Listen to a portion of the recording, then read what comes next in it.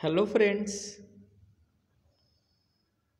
today I am going to explain your exercise of chapter 1, the Indian Subcontinent and History.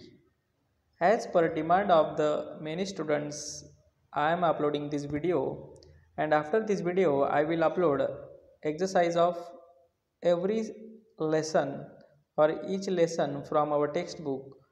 So if you are new to our channel, please subscribe our channel.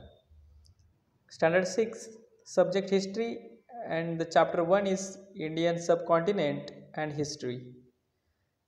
The question number 1 is answer the following in one sentence. What is history? History is a coherent account of significant past events in the progress of human culture. What is history? History is the coherent account of a significant past events in the progress of human culture. Means history is a coherent account of the significant past events in the progress of human culture. Question number 2. Where do human settlements flourish? Human settlements have flourished wherever the means of living are plentiful, where the basic needs of humans will fulfill, human settlement flourish there. What do the people in the hilly region depend on for their food? In hilly regions, people depend on more hunting and gathering for their food. In hilly regions, people depend more on hunting and gathering for their food. Hunting and gathering for their food. They hunt small animals and gather food from a jungles or a forest. Question number 4. Which is the earliest civilization in India? Harappa is the earliest civilization in India.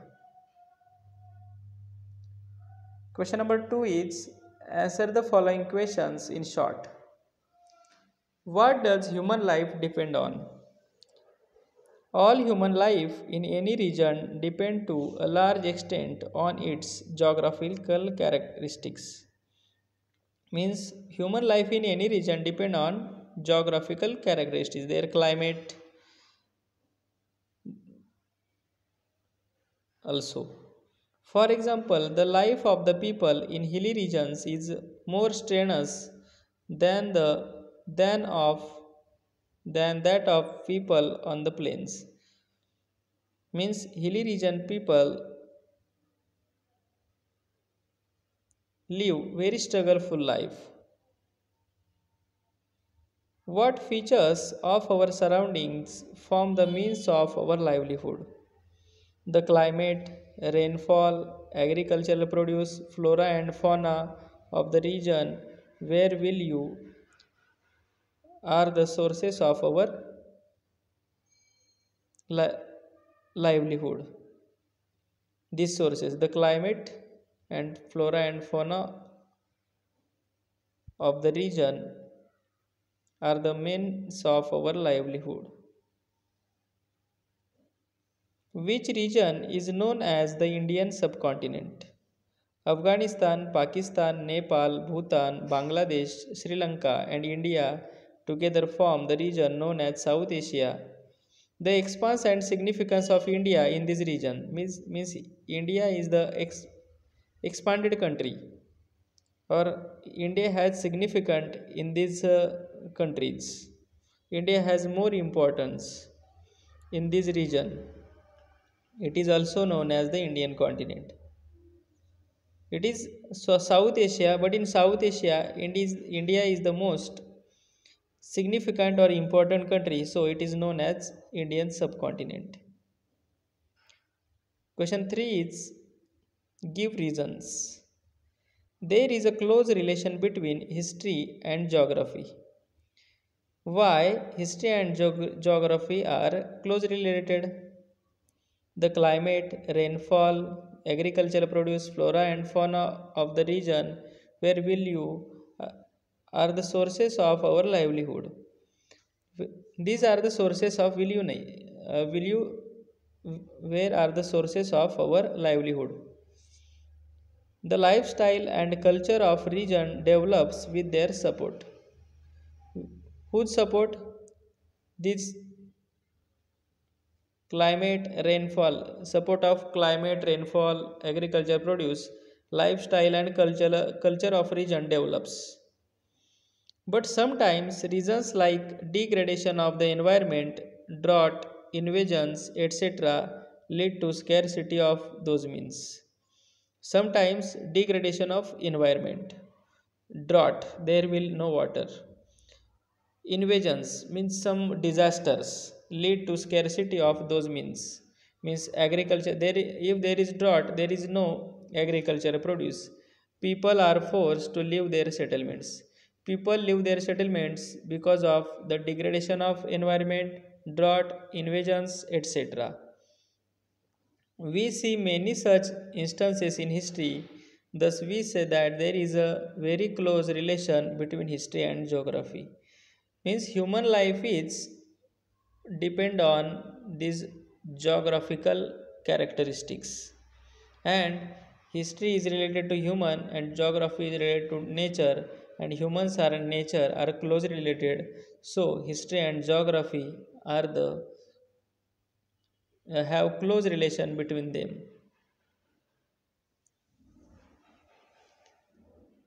Second, people are forced to leave their settlements. Reasons like degradation of environment, drought, invasions,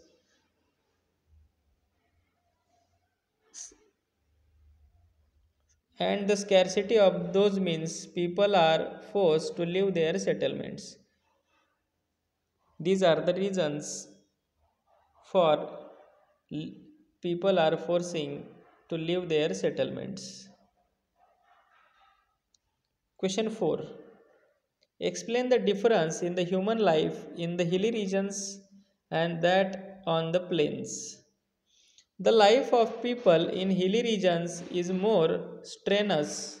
Here, word is strenuous, strenuous, strenuous than that of people on the plains. Means people in the hilly region lives struggleful life. Not much fertile land is available in hilly regions, and while in the plains it is available on a large scale. Fertile lands is very necessary for agricultural produce, and in people in the hilly region get not much fertile land, or in the plains fertile land is available on large scale. That is why grains and vegetables are scarce in hilly regions because of scarcity of fertile land. And in comparison, people on the plains get them a sufficient measure. Naturally, this has an impact on the diet of the people in hilly regions. People depend more on hunting and gathering for their food. In the hilly region, people are depending on hunting, and in the plain region, people are not depend on hunting. Question 5. Observe the physical map of India and answer the questions based on it. Which mountain ranges lie in the north of India? Here is a map, and in the north of India there are two mountains.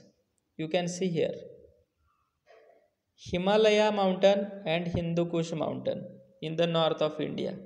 Which mountain? Himalaya and Hindu Kush mountain. Which are the routes to India from the northeast? This is the northeast side of India, and here is a Tawang in Arunachal Pradesh. That is the route to China from Arunachal Pradesh. Where do Ganga and Brahmaputra meet? Ganga and Brahmaputra, you can see here. Here is Ganga river, and this is and Brahmaputra also meet to Bay of Bengal. Ganga and Brahmaputra rivers are meet to Bay of Bengal. Name the islands to the east in the Indian peninsula.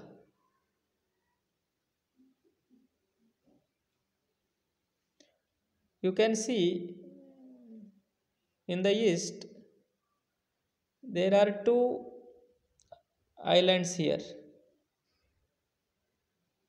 Andaman and Nicobar Islands. In which part of India do we see the Thar Desert? You can see in the map,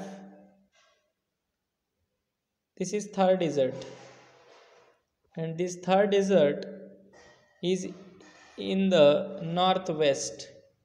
Thar Desert, this side is northwest, NW, northwest. Friends, this was the exercise of the chapter 1. In next video, we will see the exercise of lesson number 2. Thank you.